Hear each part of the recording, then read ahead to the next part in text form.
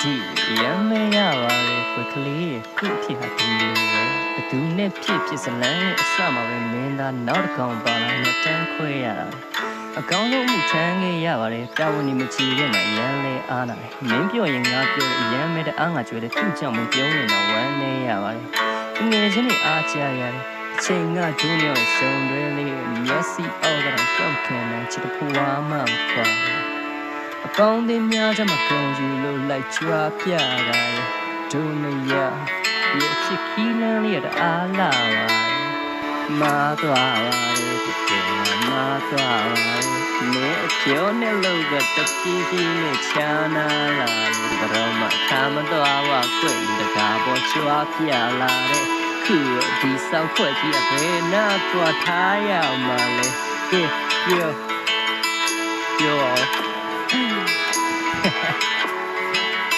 เนี่ย没事理由了，